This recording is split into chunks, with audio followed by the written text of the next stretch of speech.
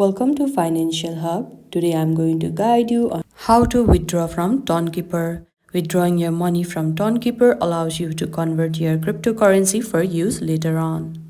Now, firstly, make sure you already have the application on your device and you are logged into your account.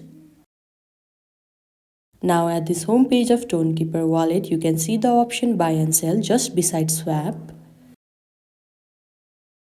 At the top, you can see two options, buy or sell. Tap on sell.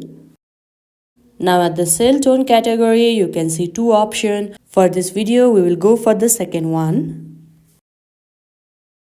As you can see, I don't have any funds right now, but if you have some tone coins here, you can just input the desired value you want to withdraw and then choose from the currency option below. After that, just confirm it and then the converted amount should be in your bank account in the following day.